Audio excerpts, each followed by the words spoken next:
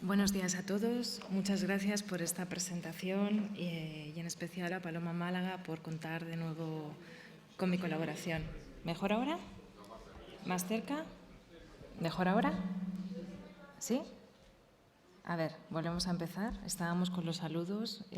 Darles las gracias por estar aquí hoy en un día tan frío y con tantas dificultades para llegar. Y hoy vamos a hablar en este ciclo de una de las joyas del museo. Saben ustedes que el Museo del Prado, buena parte de sus piezas proceden de la colección real, a la que pertenecieron obras maestras de la historia de la pintura universal, obras de Rubens, de Velázquez, de Goya. Pero además de todas estas joyas, el Museo del Prado también atesora una colección magnífica de escultura y de artes decorativas. Estos tableros de piedras duras magníficos que vemos en la Galería Central, vaciados de bronce, las obras de los Leoni y el Espinario, la escultura de la que vamos a hablar hoy, es una de ellas. Esta escultura, que seguramente ustedes la habrán visto cuando hayan visitado la sala donde están las hilanderas de Velázquez, es una copia en bronce fundido de uno de los bronces de la antigüedad más famosos, conservado actualmente en Roma, en el Museo Capitolino, en la Plaza del Campidoglio. Y es uno de los escasos bronces antiguos que se han conservado. Aquí les muestro el ejemplar del Museo del Prado y aquí les muestro el Espinario de los Museos Capitolinos de Roma. Como les decía, es uno de esos escasos bronces de la antigüedad que han llegado hasta nosotros, que representa a un niño desnudo sacándose una espina de la planta del pie sentado sobre una roca. Una leyenda muy popular durante los siglos XVII, XVIII, incluso el XIX, explicaba el significado de esta escultura diciendo que fue encargada por el Senado romano para homenajear a un pastor llamado Marcio, quien llevó un mensaje con tal diligencia. ¿Se oye ahora? No, espera, ahora sí. Como les decía, la interpretación que se daba a esta escultura en Roma, y era una de las esculturas más visitadas de Roma, más conocidas por los artistas, como después veremos, el significado que se daba a esta escultura o cómo se interpretaba es que representaba a un pastor llamado Marcio, que llevó un mensaje con tal diligencia y eficacia que solo se detuvo a descansar y a quitarse la espina que se había clavado en el pie durante el camino después de haber terminado su misión. Por esta eficacia y para rememorar la diligencia de este pastor, el Senado romano mandó esculpir en bronce una escultura, que es esta que se conserva en el Palacio de los Conservadores en Roma. No obstante, había otras interpretaciones. Esta escultura estaba a la vista desde muy pronto en el Palacio de Laterano, donde vivían los papas antes de trasladarse al Vaticano, el palacio anejo a la Basílica de San Juan de Letrán en Roma. Y como les digo, todos los visitantes que pasaban por la ciudad la veían, la recogían en sus crónicas, figuraba en las guías de viaje. Entre 1165 y 1167, el judío español Benjamín ben Jonan de Tudela, que estuvo en Roma, como les digo, entre estos años, describió al Espinario, al contrario, como Absalón, la representación de la belleza masculina más famosa del Antiguo Testamento. En cualquier caso, esta escultura, les voy a pasar ahora algunas imágenes. Como ven, tiene muchas marcas del paso del tiempo. Es una escultura que se piensa que fue realizada en el siglo I antes de Cristo. Es una escultura chocante porque frente a ese cuerpo en el que se ha estudiado la anatomía con detalle y representa una postura muy complicada y que permite además, cuando se gira en torno a la figura, ver distintos puntos de vista, distintas perspectivas, y por eso fue tan importante para los artistas que tenían que estudiar el cuerpo masculino a través de la estatuaria clásica. Era una escultura llena de posibilidades.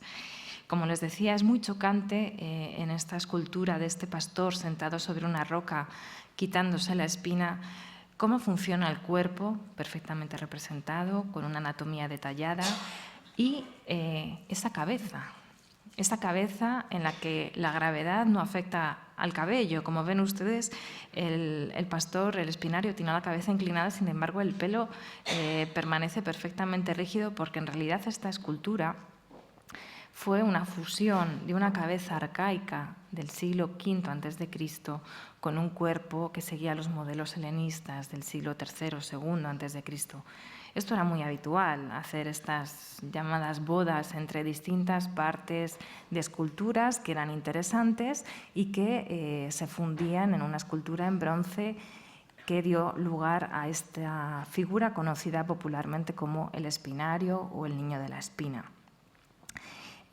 Como ven, también la escultura conservada en los museos capitolinos tiene los ojos huecos. Eso nos servirá para distinguirla de las muchísimas copias que hay, y actualmente conserva policromía en los labios. Tenemos que pensar que estas esculturas han perdido su pátina original, es decir, su acabado original en la mayoría de los casos, y que lo que vemos hoy en día es el fruto de muchos años, muchas intervenciones, a veces muchos desastres, como sucede con la escultura del Museo del Prado. Como les decía antes, la escultura inicialmente estaba en el Palacio de los Papas, del Palacio del Laterano, cercano a la Basílica de San Juan de Letrán, y la escultura llegó al Campidoglio, al Palacio de los Conservadores, en el Capitolio, en 1471, formando parte de la donación de los bronces que hizo al pueblo de Roma el Papa Sixto IV. Como les digo, por la postura y la belleza de la figura, en un gesto tan insólito, se convirtió en una obra muy copiada y que sirvió de inspiración a muchísimos artistas durante el Renacimiento, y posteriormente en el siglo XVII se incluyó en repertorios de grabados, en tratados de anatomía, y fue objeto de todo tipo de debates. Simplemente a modo de ejemplo les muestro el relieve de Brunelleschi para el concurso de las puertas del baptisterio de la Catedral de Florencia, el famoso concurso de las puertas del paraíso de 1401. Y si se fijan en el pastor que aparece en la parte inferior, es un recuerdo de ese espinario, porque en la colección de los Medici en Florencia había un ejemplar realizado en mármol. Otra obra muy significativa que también se inspiró en el espinario, en este caso la versión de Roma, fue el fresco que Sandro Botticelli hizo en la Capilla Sistina. En los lados largos de la capilla saben que hay una serie de frescos, y en este caso en las Tentaciones de Moisés, esta figura que se descalza también debe su origen en buena parte al espinario de los museos capitolinos. Simplemente para que vean que era una de las figuras casi obligadas para estudiar por los artistas que pasaban por la ciudad, les muestro un cuaderno anónimo de hacia 1490 que muestra distintas esculturas y relieves clásicos, y vemos dos vistas del espinario, el cuaderno también de un dibujo de Gauguin. Ya estamos a comienzos del siglo XVI, desde siempre distintos puntos de vista. Martin van Hermsk, el dibujante que dibujó a las musas que tenemos hoy en el palacio cuando todavía estaban en la villa del emperador Adriano en Tívoli, también incluyó entre sus dibujos este del espinario visto desde la parte trasera.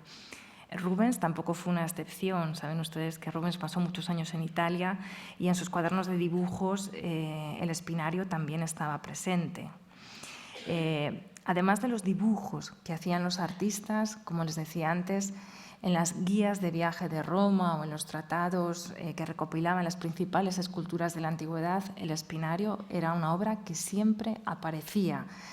Insisto, sin ánimo de ser exhaustiva, les muestro algunas imágenes para que vean cómo es representado. Algunas veces indica que está en el Capitolio, aparece en la columna sobre la que se apoya, y siempre desde distintos puntos de vista, porque esa era la principal virtud de esta escultura. Incluso formó parte de un tratado de anatomía, por la representación tan ágil y tan vital de las distintas partes del cuerpo, los músculos en tensión, con esa postura tan forzada que hace el pastor para quitarse esa espina de la planta del pie.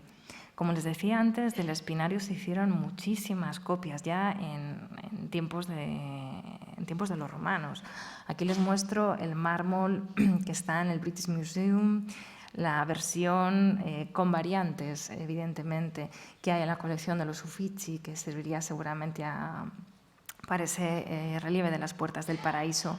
Incluso aparece en vanitas del siglo XVII, o incluso se llegó a reproducir, además de en bronce, en mármol, en distintos tamaños, como escultura, como joya, como otras piezas que veremos más adelante, en porcelana. O sea que verdaderamente fue un tema que tuvo muchísimo éxito.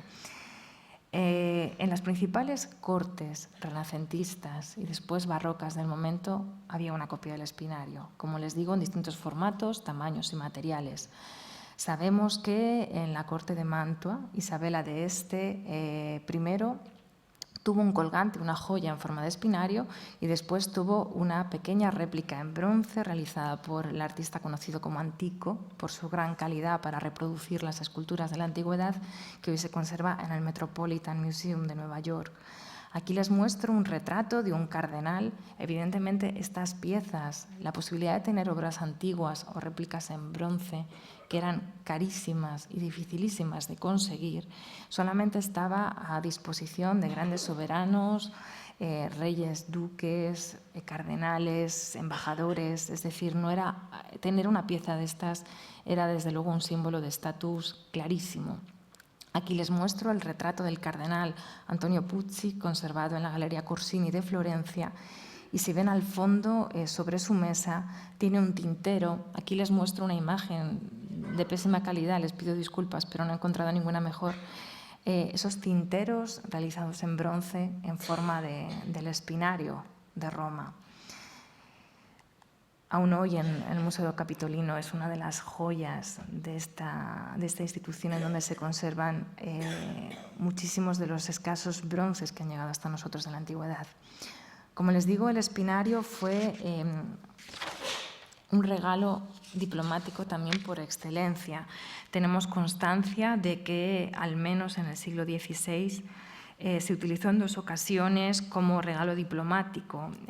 Aquí les muestro la copia realizada en 1540 por Giovanni Fancelli y Jacopo Sansovino, regalada por el Hipólito de Este a Francesco I de Francia, al rey francés. Antes, y esta es la importancia de esta pieza, de que hiciera el gran encargo de reproducir las principales esculturas de la antigüedad que quedaban en Roma y montar en Fontainebleau, en el Palacio de Fontainebleau, una gran galería que fue definida como la Nueva Roma. Como les digo, esta pieza llegó a la corte francesa por mediación de Benvenuto Cellini, el escultor, orfebre y artista del Renacimiento, creador de obras espléndidas, que, como les digo, ya da un poco la pauta de la importancia que va a cobrar esta escultura y cómo para los monarcas poseer obras de la antigüedad en sus colecciones va a ser un símbolo de magnificencia. El rey Felipe II no podía ser menos, desde luego. Tenemos que pensar que en el siglo XVI Felipe II es el soberano más importante de la Europa del momento. Y en este caso, a través del cardenal Ricci de Montepulciano, en 1561 llegó a la corte de Madrid una copia en bronce del espinario. Podía haber copias en mármol, pero las copias en bronce eran todavía más caras y más difíciles de conseguir por la dificultad técnica para llevarlas a cabo, piezas de gran tamaño y piezas con un acabado de calidad. Esta escultura actualmente se conserva en los jardines del Palacio de Aranjuez. Y ya en el siglo XVII tenemos esta copia en bronce espléndida que se conserva en el Museo del Prado. La mayoría de los historiadores que han abordado el estudio de esta pieza piensan, basándose en Palomino, que es el primer, Antonio Cisclo Palomino, es el primer gran biógrafo de Velázquez, que nos da muchísima información sobre cómo transcurrió la carrera del pintor y sobre todo sobre un episodio fundamental en relación con esta escultura, que fue el segundo viaje a Italia de Velázquez. Saben ustedes que Velázquez viajó a Italia por primera vez para formarse, para visitar las principales colecciones y aprender. Pero en 1648, Felipe IV le encarga volver a Italia para comprar obras maestras para decorar 2 salas fundamentales del Alcázar, es decir, de la residencia oficial del monarca en Madrid, que se estaban remodelando. Como dice algunos tratados de la época, como dice Palomino, Velázquez fue enviado a Italia para comprar pinturas originales y estatuas antiguas y vaciar algunas de las más celebradas que en diversos lugares de Roma se hallan. Giuseppe Martínez, autor de otro de los escasos tratados que tenemos en España en el siglo XVII, todavía va mucho más lejos y es mucho más claro respecto a la misión de Velázquez en Italia, indicando en relación a las obras que debían decorar el Palacio del Rey que vuestra majestad no ha de tener cuadros que cada hombre los pueda tener. Es decir, Velázquez tiene que comprar obras maestras que sean únicas y que desde luego sean un ejemplo de la magnificencia del monarca, porque en esta misión lo que se pone de manifiesto es la importancia del rey, que consigue permisos para entrar en colecciones privadas de muy difícil acceso, que tiene el dinero de financiar toda esta operación y que además cuenta con un artista que es capaz de seleccionar obras de mucha calidad y a los artífices para llevar a cabo las copias. Tenemos que pensar también que en este momento hacer copias, obras antiguas en el mercado prácticamente no había. Por lo tanto, era necesario hacer copias de las esculturas más famosas del momento. Este sistema de copias se hacía a través de vaciados en yeso que después se pasaban a bronce. Pero este proceso generalmente solía dejar marcas en los originales que evidentemente mermaban su valor por muchísimas razones. Por lo tanto, la misión de Velázquez va a ser sumamente compleja, porque primero tiene que conseguir permiso para acceder a esas colecciones y después permiso para copiar y además conseguir a los artistas que sean capaces de llevar esa tarea nada fácil. De hecho, Velázquez, antes de viajar a Italia, intentó, como veremos después, hacer unos marcos de espejo en forma de águilas en bronce y tuvo muchísimas dificultades para encontrar en Madrid un fundidor con el taller suficientemente preparado para llevar a cabo la tarea con éxito. Por lo tanto, no era cualquier cosa, más bien al contrario. De hecho, cuando Velázquez llega a Roma, todos los embajadores de las principales cortes europeas recogen la noticia. Al principio no saben si va a espiar, no entienden muy bien esa tarea. Había una prohibición expresa del Papa de sacar esculturas antiguas de Roma. Por lo tanto, había mucha suspicacia y desde luego fue una tarea muy ardua. Velázquez, durante los casi 2 años que pasó en Italia, consiguió acceder a las colecciones de esculturas más importantes de la Roma del momento. Aquí les muestro, bueno, esto no debería haber aparecido así, pero no importa. Aquí les muestro una vista de los jardines del patio del Belvedere en el Vaticano. Aquí pueden ver algunas de las esculturas. Tienen que pensar que las esculturas antiguas en este momento la mayoría de las veces se disponían en los jardines a modo de jardines arqueológicos. Aquí tienen 2 grandes representaciones de ríos que hoy están en el interior del Vaticano. Aquí estaba colocada la escultura del Laoconte y desde luego el patio del Belvedere era el lugar emblemático de Roma en cuanto a la recopilación de esculturas arqueológicas.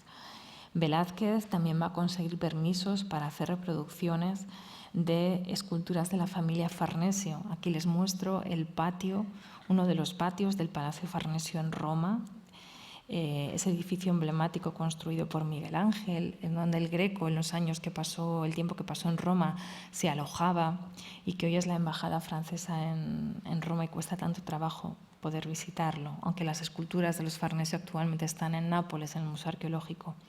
Velázquez también visitó un lugar que él ya conocía, un lugar repleto de esculturas, que era la Villa Medici en Roma.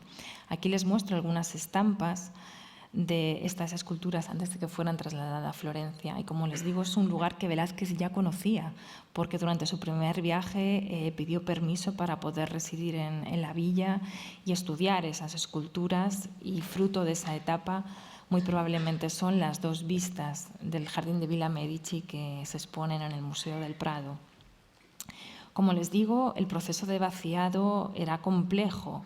La escultura original que tienen aquí se recubría con distintos fragmentos de yeso sólido que posteriormente se creaban una especie de armadura que se rellenaba y ya creaba esos moldes que ya vemos aquí, que una vez limpios permitían hacer reproducciones de la escultura en bronce de extrema calidad, en bronce o en yeso.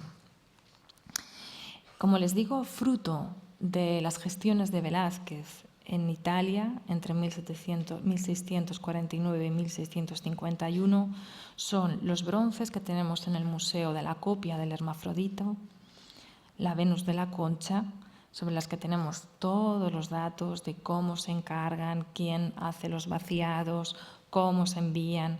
También los 12 leones encargados para decorar el Salón de los Espejos, que actualmente algunos se conservan en la Sala del Trono del Palacio Real y 8 están aquí en el museo sosteniendo las mesas de piedras duras de la Galería Central. Velázquez también trajo vaciados en yeso que están conservados en la Real Academia de San Fernando. Aquí les muestro algunos de ellos: el Hércules Farnesio, una copia de la Ariadna, una copia del grupo de los Nióbides. Y como les digo, todas estas esculturas, además de la del Espinario, estaban destinadas para la residencia oficial del monarca, el llamado Real Alcázar de Madrid, que se quemó en 1734 y se levantaba donde actualmente se levanta el Palacio Real. De hecho, en esta vista pueden ver, este es el puente de Segovia, para que se hagan idea de dónde estamos. La sala para la que estaban destinadas estas esculturas era una sala que daba a la fachada principal y que tenía un peso en el ceremonial de la corte importantísimo. Aquí tenemos el plano de Madrid de 1656 de Teixeira, en donde vemos otra vista del Alcázar. Aquí tenemos la plaza del Palacio, la fachada principal. Como les digo, la sala para donde estaría la sala ochavada, para donde estaría colocada el Espinario, era una de las salas del piano nóbil, es decir, de la primera planta, el piso donde estaban las salas de representación. Pero les he puesto esta vista del Alcázar por una razón. Aquí aparece el Jardín de los Emperadores, que era otro lugar del Alcázar donde ya había algunas antigüedades en forma de bustos de mármol magníficos, pero como ven, un tipo de escultura completamente diferente. Y ya en planta, aquí vemos la sala ochavada. Esta sala aneja al Salón de los Espejos, en donde se van a colocar estas piezas. Como les digo, Velázquez va a ir a Italia porque se pone en marcha la renovación decorativa, arquitectónica y decorativa de la pieza ochavada, que debe su nombre a su forma octogonal, y el Salón de los Espejos. Tenemos que pensar que la pieza ochavada era una sala muy importante porque articulaba la circulación entre el Salón de las Comedias, la Galería del Rey y el Salón de los Espejos. Y el Salón de los Espejos era donde el rey celebraba audiencia y recibía a los embajadores, a los visitantes extranjeros. Por lo tanto, era una de las salas más solemnes del Alcázar, también muy cerca de las famosas bóvedas de Tiziano en el piso inferior, denominadas así porque es donde estaban colocados en tiempos de Felipe IV las pinturas de este artista veneciano. Como les digo, Velázquez, antes de viajar a Italia, es nombrado el vedor de las obras de la sala de la pieza ochavada. Para esta pieza se dispuso unos zócalos en la parte inferior de mármol, se crearon 10 hornacinas que se pensaban decorar con esculturas de bronce. Sobre ellas se colocaron distintas pinturas, obras de Rubens, de Van Dyck, que desgraciadamente en su mayoría no han llegado hasta nosotros, y en la parte superior se pensaron unos tondos en donde irían colocados unos cabezas de bronce. Y en el centro de la sala, sobre una mesa octogonal, estaría colocado el espinario.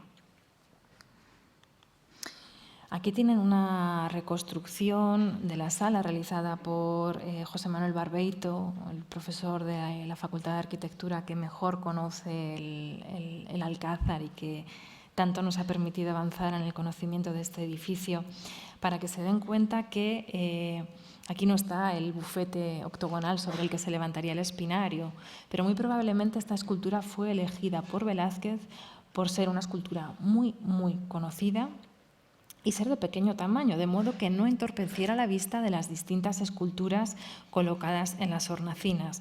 Y como ven a través de la sala, inmediatamente se pasaba a esta sala de los espejos, que ahora les mostraré en algunos cuadros en donde se celebraban estas audiencias.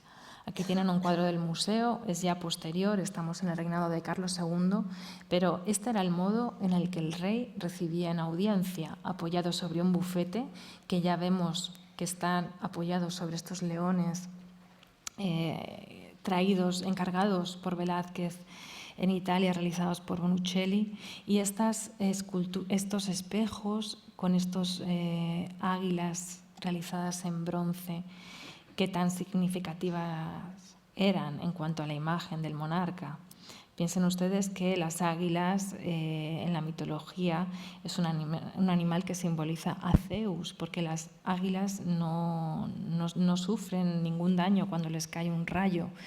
Por esa razón podían llevar en sus garras, según la mitología, los rayos de Zeus, están asociadas con la figura del padre de los dioses y por extensión con el rey. Cuando el rey se miraba en el espejo, las connotaciones eran muy, muy claras. Y además, en relación a los leones, la poesía de la época estableció un paralelismo muy claro entre el león y el soberano. De tiempos de Felipe IV data un poema en la que el rey de España es definido como el león español que, sin salir de su alcázar, con su nariz humillaba a Francia, batía con su cola las abejas de los Barberinis, ataba con una hebra de su crin a Saboya y, sin necesidad de alterarse más, sometía a Parma y llevaba a su fin a Holanda. De nuevo les muestro esta reconstrucción de cómo sería la decoración de la sala ochavada y les muestro esas piezas. Como les decía antes, para esta pieza se pensaron colocar 10 grandes esculturas de bronce en las hornacinas.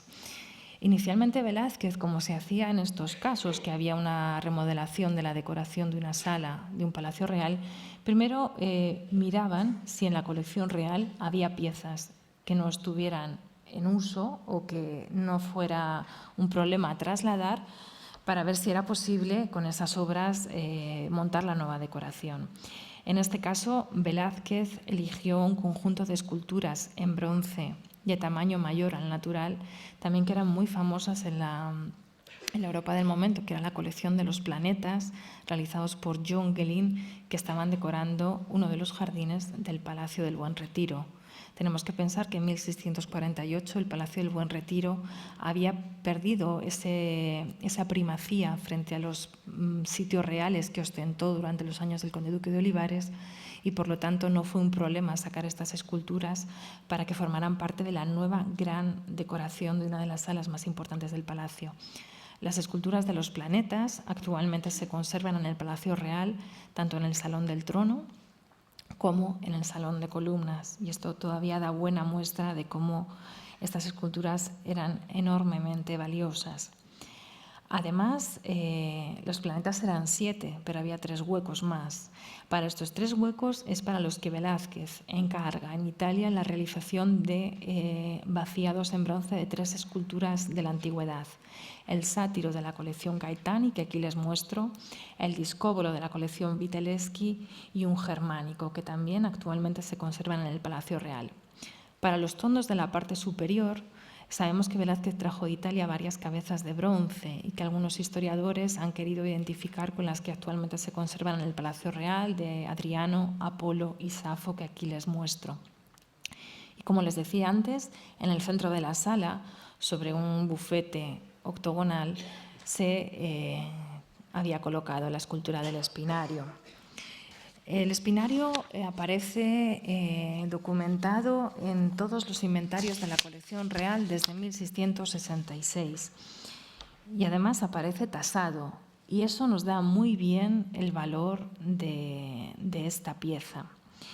Simplemente para que se hagan idea, porque actualmente la pintura tiene un valor mucho mayor que la escultura y las artes decorativas, pero en el siglo XVII esto no era así, era completamente al contrario. El Espinario, como les digo, en 1666 estaba tasado en 600 ducados de plata.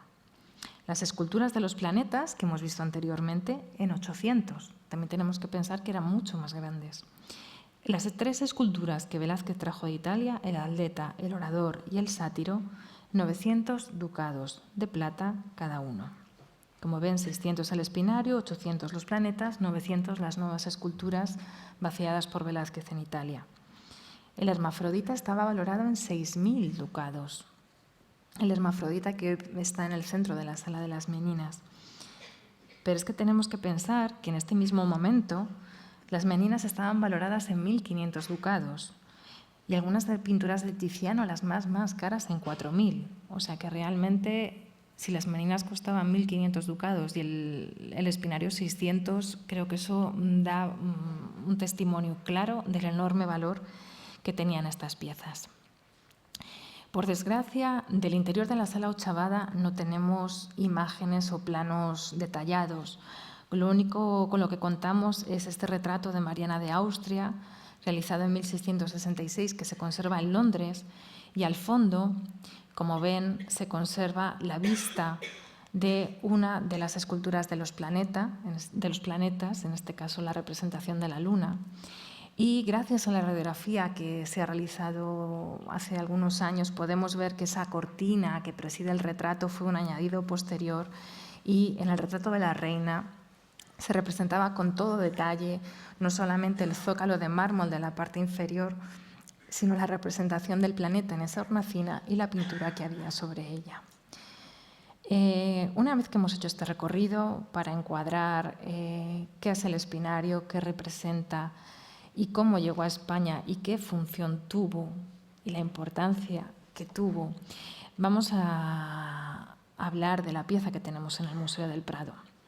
A lo largo de las imágenes que les voy a mostrar, en la parte superior izquierda, en pequeño tamaño, les muestro la imagen del Espinario de los Museos Capitolinos de Roma, y en gran tamaño la que tenemos en el Museo del Prado.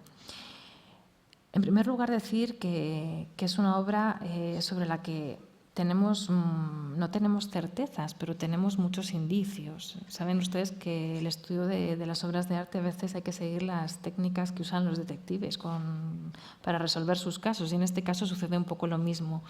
La documentación que habla de las obras que trae Velázquez de Italia a veces es muy detallada, hablando de una escultura del Hércules Farnesio, pero a veces dice, y viene una escultura de metal. Viene una escultura de bronce en una caja, que puede ser perfectamente este Espinario. No tenemos la certeza, pero desde luego los indicios están. Como les digo, todo apunta a que el Espinario fue una obra traída por Velázquez de Italia, pero cuidado, no fue un encargo de un vaciado como las anteriores, sino que probablemente era una obra que ya estaba realizada y que por su buena calidad Velázquez adquirió, probablemente pensando colocarla en el centro de la Sala Ochavada. Como les decía antes, se trata de una pieza que ha sufrido todo el periplo, no solamente del viaje en Italia, sino todos los avatares de su estancia en la colección real. Como saben ustedes, en 1734 el Alcázar arde por completo hasta el extremo que será demolido. Muchas obras de arte desaparecen. y el espinario debió de sufrir daños, al igual que buena parte de las esculturas. Por eso, en estas imágenes, es verdad que tienen unos golpes de flash muy fuertes, pero fotografiar bronces es muy complicado. Vemos que tiene distintas tonalidades, que tiene algunas lagunas.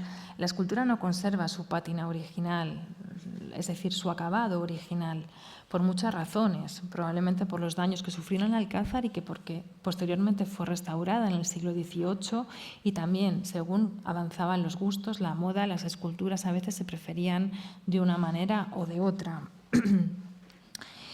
En cualquier caso, se trata de esa escultura muy interesante desde el punto de la gestualidad, de los distintos puntos de vista, con una serenidad enorme en el rostro, perfectamente reproducido. Además, tenemos que tener en cuenta que esta escultura tiene las mismas dimensiones que la original. También eso era un punto en favor de la calidad de la obra y por eso probablemente Velázquez, si la encontró en Roma, no dudó un segundo en comprarla. Aquí podemos ver esos ojos almendrados arcaicos y ese cabello que probablemente correspondía a una cabeza de una escultura en posición vertical y que aquí se unió a un cuerpo, como decíamos antes, que sigue los modelos helenísticos del siglo III y II a.C., absolutamente chocante, pero mucho más interesante. Y la calidad de la piel y los músculos del joven chocan contra esa roca sobre la que se asienta para quitarse la espina. Como les decía, las dimensiones son las mismas que las del original y son similares a las del ejemplar que se conserva en los jardines del Palacio de Aranjuez. Digo son similares porque las medidas oficiales que figuran en los catálogos de la escultura de Aranjuez son 80 centímetros de altura, pero también a veces cuando se miden las esculturas no se ha medido toda la peana, etcétera, etcétera. Por lo tanto, hoy tenemos que pensar que esta escultura está en lo alto de una fuente.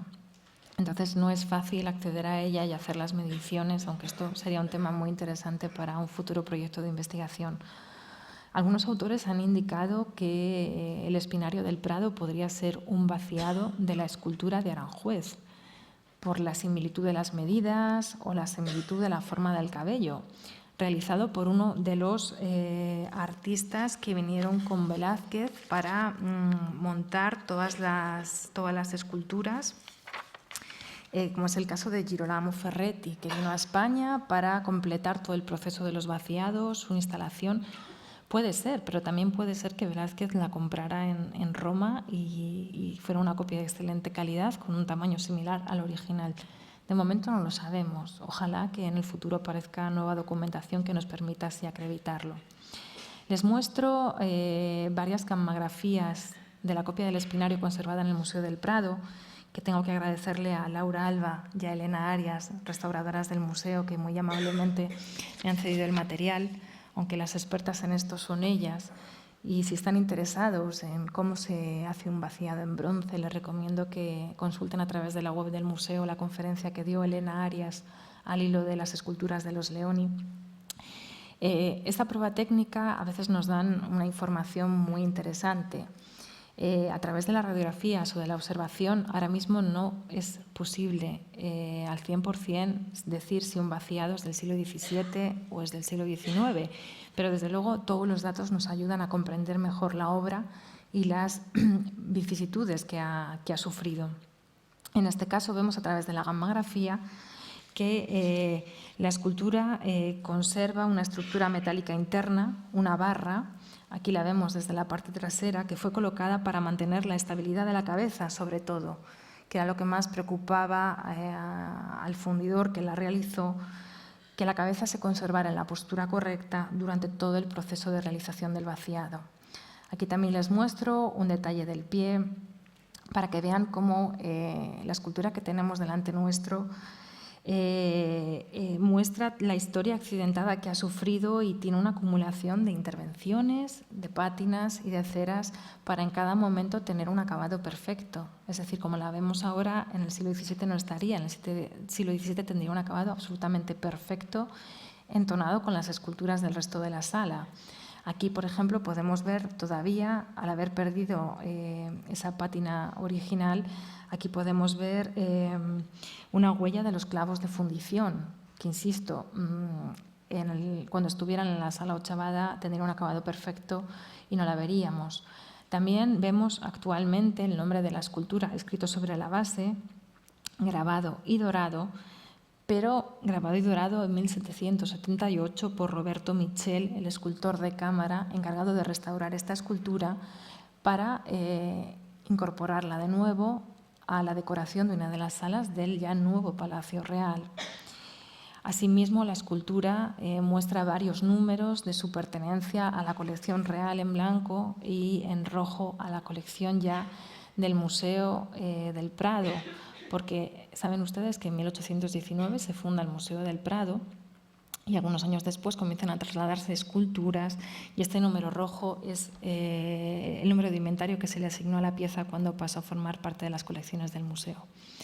No me queda nada más que darles las gracias por su asistencia e invitarles que acudan a la sala 15A, la sala de las hilanderas, a visitar el espinario. Muchas gracias.